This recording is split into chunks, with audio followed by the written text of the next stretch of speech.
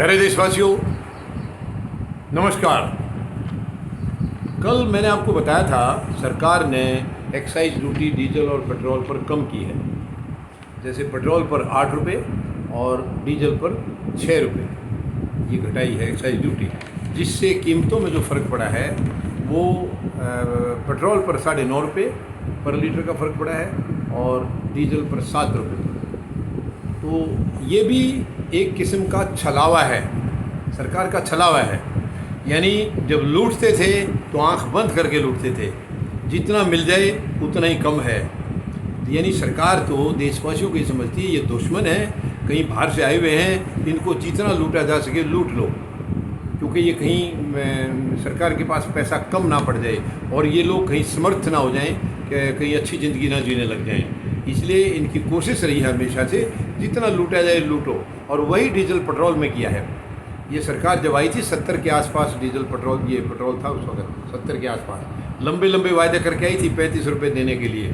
कहाँ चले गए वो वादे, और अब 70 से कहाँ पहुँचा दिया इन्होंने, 37 से ऊपर 105 110 जगह, कई जगह तो इससे भी ज़्यादा वहाँ पहुँचा दिया।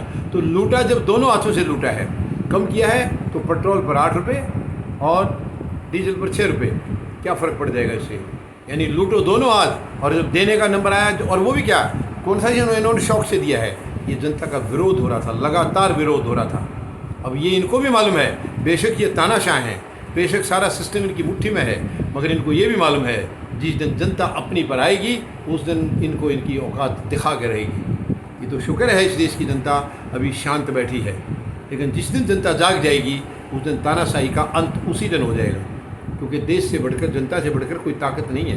कानून और सिस्टम से ज़्यादा ताकतवर होती है देश की जनता, क्योंकि देश की जनता ये जन संसद है, और वहाँ जो संसद बैठी है वो इसी की बनाई हुई है, मगर वो इसी की बनाई हुई है जनता की, जन संसद की, और इन्हीं को जो है ना धज्जियाँ उड़ा रही है, इन्हीं को जो है ना ताक पर रखे हुए इनके इंटरेस्ट को, इनकी भावनाओं को 24 घंटे आहत करते हैं। यही सरकार का काम है।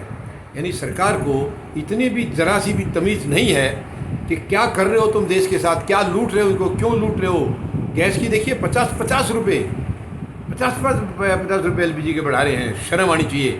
क्या गरीब को तुमने दे दिया कुछ, जो कि उनसे दोबारा लूटने लग गए? उनको दिया कुछ है नहीं, लेकिन जो बचा कुछ थोड़ा बहुत था वो सारा उनसे लूट लिया। शर्म की बात है, शर्म की बात है। मेहरबानी करके ढंग से कीमत घटाइए, जैसे बढ़ाई थी उस तरीके से घटाइए। आज इनके एक चहेते थे बाबा रामदेव, वो भी कहा करते 35 रुपये में पेट्रोल देने वाली सरकार बनाओगे या 70-75 में। आज वो गायब हैं, आज वो गायब हैं, क्योंकि उनको पता चल गई उनकी भी औकात।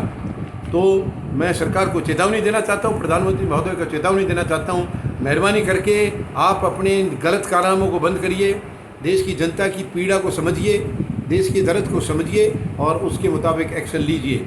ये जो कीमतें घटाई हैं इससे कोई बड़ा फ़र्क पड़ने वाला नहीं है। मेहरबानी करके जितने ले गए आप 70 से 100 सवा 100 तक, उसको वापस करिए, वापस करिए। उसको बहुत पैसा लूटा आपने देश में, कोई कमी नहीं है, खूब लूटा आपने, दोनों हाथों से लूटा है। अब मेहरबानी करके देशवासियों के सब्र का इम्तिहान और आगे मत लीजिए। धन्यवाद। जय जवान,